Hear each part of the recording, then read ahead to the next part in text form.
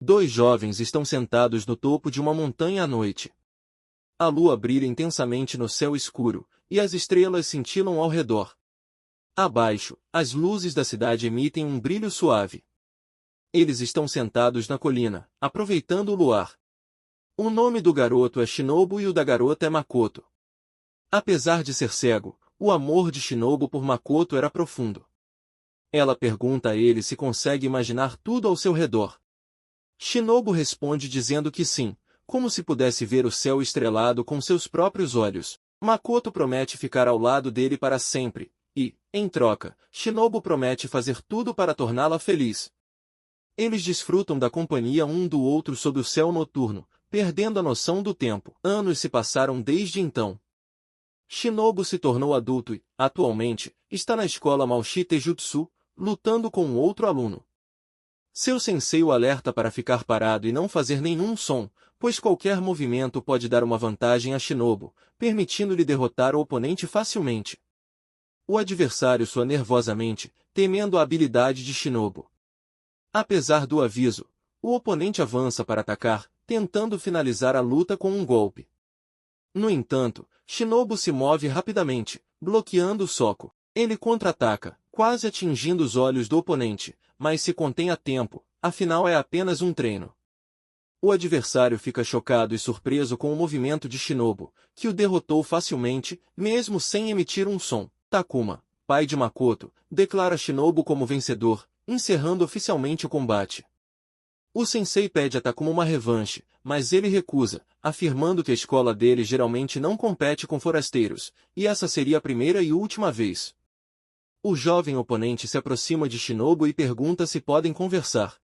Ele quer saber se Shinobu sente alguma dor por não poder enxergar.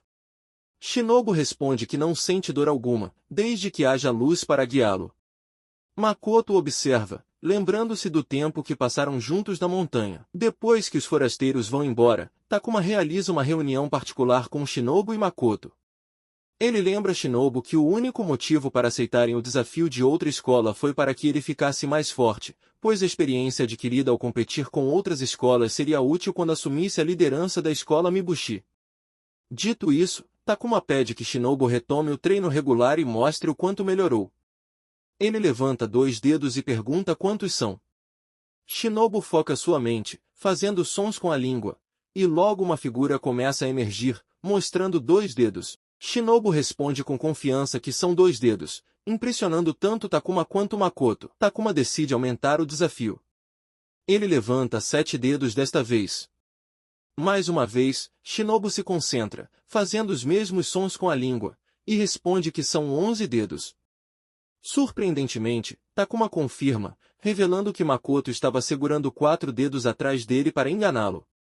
Takuma elogia a precisão de Shinobu, expressando confiança em sua capacidade de herdar a escola Mibushi. Ele reconhece o árduo esforço de Shinobu. Shinobu dedicou muito esforço para alcançar esse nível. Enquanto isso, Makoto vai para casa preparar o jantar. Ao sair, os dois continuam o treinamento. Shinobu se defende habilmente, bloqueando cada golpe, mas, no final, não consegue vencer. Takuma explica que ele perdeu o foco, o que o fez falhar, e instrui que ele fortaleça a mente e lute sempre como se fosse uma situação real. Shinobu pede outra luta.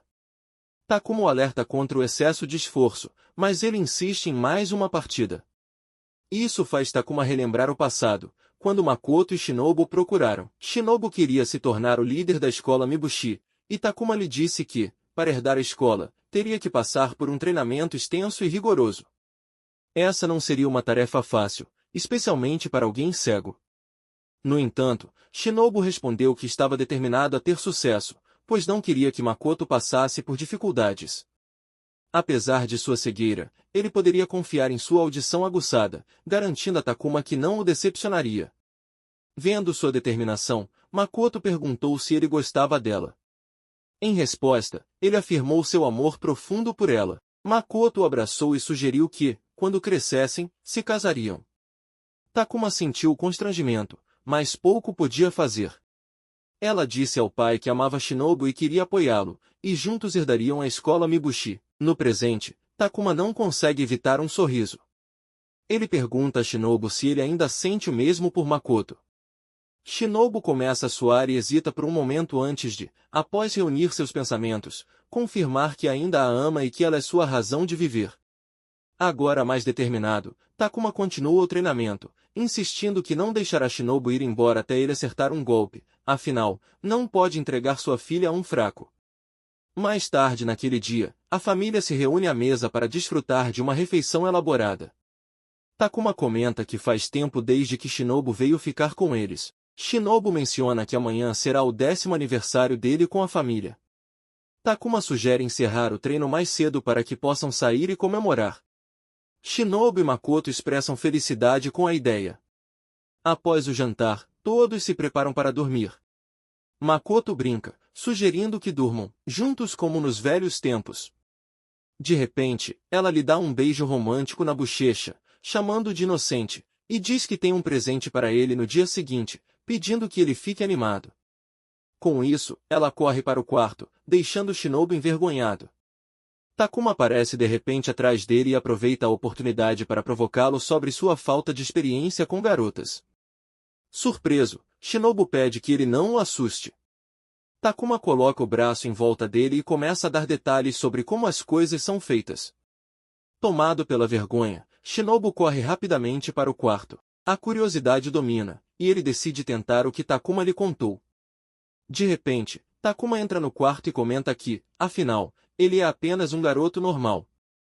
Shinobu fica paralisado e completamente envergonhado. No dia seguinte, eles praticam na escola, e o progresso de Shinobu é evidente, já que ele consegue acertar um golpe. Ele parece já ter superado a média dos artistas marciais, um verdadeiro testemunho de seu trabalho árduo, o que deixa Takuma orgulhoso. Afinal, de forma inesperada, o grandalhão se inclina e beija Shinobu nos lábios, comentando sobre seu rosto bonito. Ele também agarra a camisa de Shinobu, observando que ele tem um bom corpo. Em seguida, começa a levantar sua própria camisa, mas, antes que a situação pudesse avançar, Makoto intervém com lágrimas nos olhos. Ela concorda em ir com ele e obedecer suas ordens. Antes de partirem, Makoto se aproxima de Shinobu e lhe entrega os presentes que havia mencionado no dia anterior. Com lágrimas, ela admite que, quando disse que queria ficar com ele para sempre, era uma mentira, e o encoraja a encontrar outra pessoa. Vendo isso, o grandalhão pede que ela não chore e a tranquiliza, dizendo que ela terá outra chance de vê-lo. Ele explica que, em alguns anos, seu projeto dos sonhos se concretizará e, se Shinobu provar ser digno, talvez o convide. Ele incentiva Shinobu a ficar mais forte para que possam se enfrentar novamente algum dia. Makoto mais uma vez diz a ele para se afastar enquanto eles partem. Enquanto isso, Shinobu permanece no chão, com o presente de Makoto ao seu lado. Ele reflete sobre o dia anterior, quando Makoto mencionou que tinha um presente para lhe dar. Usando suas últimas forças, ele se move e abre a caixa. Dentro, há 2 anéis, provavelmente destinados ao casamento. Ele pega um dos anéis e o coloca no dedo, relembrando sua promessa de fazê-la feliz. Ele grita em frustração por ter falhado em protegê-la. Desde aquele incidente, Shinobu treina incansavelmente, dia e noite, determinado a se tornar mais forte. Ele se concentra em um treinamento intenso de artes marciais, se esforçando ao máximo. 3 anos se passam assim. No presente, um grupo de gangsters se aproxima do dojo. Eles abrem a porta, comentando sobre o quão deteriorado o lugar está. Encontram Shinobu de pé na escuridão. Um dos homens explica que receberam um pedido de alguém para cuidar de um homem cego que vivia naquele dojo, e que estão sendo pagos para isso, então não pretendem pegar leve. Eles rapidamente o cercam, tentando impedi-lo de fugir. Shinobu informa que já se passaram 1114 dias, 7 horas, 16 minutos e 32 segundos desde aquele dia, observando que demoraram bastante para chegar. Confuso, o homem pergunta sobre o que Shinobu está falando. Shinobu comenta que gosta da noite porque é escura e silenciosa, permitindo-lhe ouvir cada som. Ele nota que apenas os maus atacam à noite. Sem aviso, ele começa a clicar a língua como um grilo. O homem ordena que seus companheiros ataquem, mas, ao se aproximarem, Shinobu os derrota rapidamente com apenas um golpe, deixando-os no chão.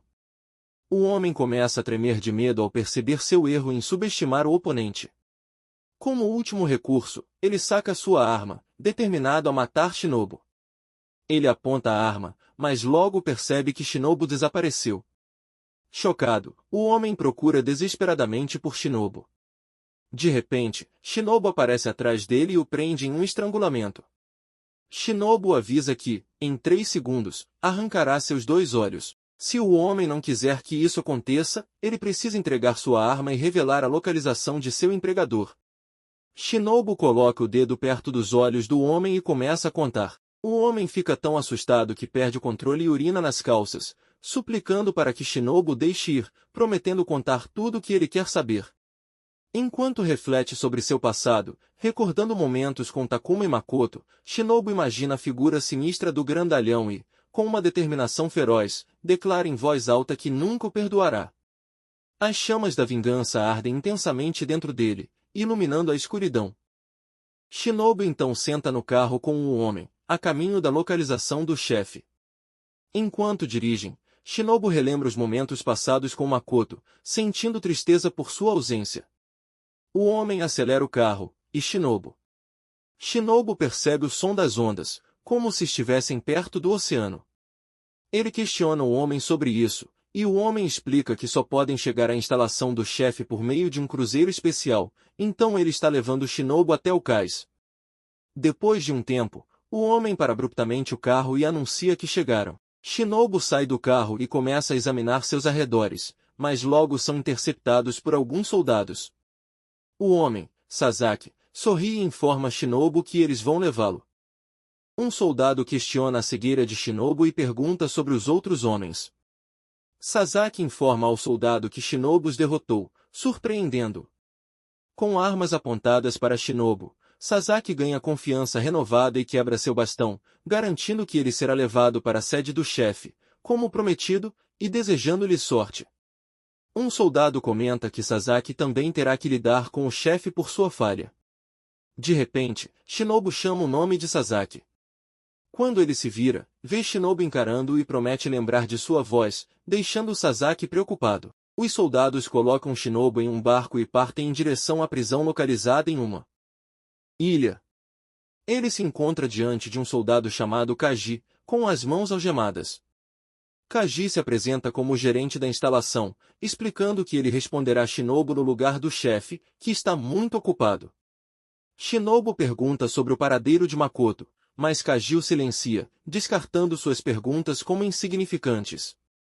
Ele informa que Shinobu só receberá uma explicação sobre a instalação e deve se sentir grato. Kaji procede a descrever a instalação como uma prisão abandonada, comprada pelo chefe, agora usada como uma prisão não oficial para abrigar os prisioneiros mais perigosos e indisciplinados. Além de criminosos procurados e bandidos, a instalação também abriga indivíduos perigosos que pretendem perturbar a paz da sociedade, pessoas como Shinobu, que Kaji considera como vermes. Apesar disso, Shinobu insiste que Makoto é incrivelmente importante para ele e que tudo o que deseja é voltar para casa com ela. Enfurecido, Kaji o golpeia com um bastão, fazendo sua boca sangrar. Ele avisa Shinobu para não esperar nenhuma misericórdia ali. Shinobu persiste, perguntando se Kaji não tem alguém especial, alguém de quem ficaria arrasado ao se separar. Isso enfurece ainda mais Kaji, que começa a espancá-lo brutalmente. Enquanto isso, 2 soldados conversam entre si, falando sobre uma pessoa chamada Makoto Mibushi, o que chama a atenção de Shinobu. Kaji pergunta se Shinobu agora entende sua posição, e Shinobu afirma que sim, percebendo que Makoto está realmente presente na ilha. Os soldados ficam nervosos, questionando se ele ouviu a conversa deles. De repente, um dos soldados recebe uma ligação do chefe. O soldado transmite rapidamente a mensagem para Kaji, que decide que explicar as regras da prisão para alguém como Shinobu é desnecessário. Ele ordena que as algemas sejam removidas e instrui Shinobu a se despir para uma revista completa. Ele tira suas roupas, revelando sua impressionante forma física. Ficaram todos atônitos, incluindo Shavaji. Eles fornecem roupas de prisão a Shinobu e começam a escoltá-lo até sua cela. No caminho, um soldado comenta que ouviu dizer que Shinobu é cego. Ao chegarem à cela, Shinobu é empurrado para dentro, onde encontra 2 outros detentos. O soldado instrui os prisioneiros a tratá-lo bem por causa de sua cegueira, sugerindo secretamente que eles poderiam se aproveitar dele. Quando o soldado sai, Shinobu se senta no banco, e um dos detentos pergunta se ele conhece as regras da prisão, ao que ele admite que não. O homem, Sede, ri e diz para ele não confiar em ninguém ali dentro. Sede se levanta e oferece a mão para um aperto, se apresentando, mas Shinobu não retribui o gesto, em vez disso, pergunta sobre a localização atual. Sede responde que explicará mais tarde, enfatizando que, como companheiros de cela, deveriam ser amigos. Em seguida, ele questiona Shinobu sobre sua cegueira. Shinobu, por sua vez, pergunta se Sede ouviu o nome Mikoto ser mencionado na prisão. Sede pensa por um momento antes de responder que não ouviu o nome antes e afirma conhecer o nome de todos os prisioneiros, mas não está familiarizado com Mikoto. A conversa é interrompida pelo som repentino de uma sirene, sinalizando o horário livre. Shinobu pergunta sobre o som, e Sede explica que a sirene anuncia diferentes eventos, com esse som específico sendo para a hora da refeição. No entanto, Sede parece estar escondendo algo. Ele se vira em direção ao travesseiro de sua cama e, de repente, saca uma faca. Ele questiona Shinobu mais uma vez sobre sua cegueira, apontando a faca para ele. Quando Sede tenta atacá-lo com a faca, Shinobu bloqueia rapidamente seu movimento e empurra seu braço para trás. Em seguida, ele se levanta, pronto para se defender. Sede afirma que ele não pode ser cego, pois uma pessoa cega não teria visto o ataque vindo. Enquanto conversam, outro detento de repente acerta Sede na cabeça com um bastão, matando-o. O agressor expressa sua frustração por ter se aliado a um mentiroso e admite seu ódio por mentirosos. Shinobu pergunta se ele sabe como chegar ao chefe, e o homem informa que o superintendente é imprevisível, mas que ele o encontrará um dia, se conseguir sobreviver. Ele acrescenta que é uma pena, pois acredita que Shinobu provavelmente morrerá ali, dizendo isso como um fato. O homem então toca o cabelo de Shinobu, o que leva Shinobu a reagir rapidamente, atingindo no olho com a mão e imobilizando seu braço. Ele não para por aí e usa suas habilidades de artes marciais para derrubá-lo. Em seguida, ele o coloca em uma chave de braço, fazendo o homem gritar de dor enquanto eles caem no chão. Ao se levantar, Shinobu comenta que também despreza mentirosos e exige que o homem divulgue as regras da prisão. Contudo, tudo o que ele recebe são gritos de agonia.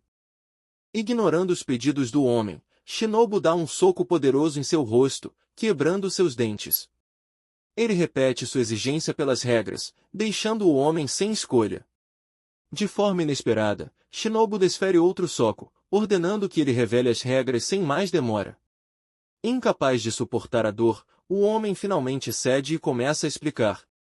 Durante os anúncios do tempo livre, é uma liberação geral para matar. Se os prisioneiros não estiverem de volta às suas celas antes do toque final, são jogados na solitária. Eles ganham 1 ponto para cada assassinato e podem sair ao acumular 100 pontos. Quando Shinobu pergunta sobre Makoto Miyoshi, o homem afirma que não a conhece e pede desculpas. Logo depois, Shinobu aperta o pescoço do homem, tirando sua vida com um rápido estalo. Depois de terminar, ele tira a camisa, preparando-se para enfrentar os outros prisioneiros. Ele sai de sua cela e usa sua ecolocalização, mas não vê nada. Então, solta um grito alto que ilumina todo o corredor para ele, revelando a localização de todos os prisioneiros ali. Shinobu instintivamente sente a presença do grande cara no meio da multidão de detentos, mas não consegue identificá-lo. Isso ocorre porque ele não está lá, mas sim observando Shinobu através da câmera de vigilância. O grande cara repete seu sentimento anterior sobre os 2 tipos de homens no mundo, questionando em qual categoria Shinobu se encaixa agora.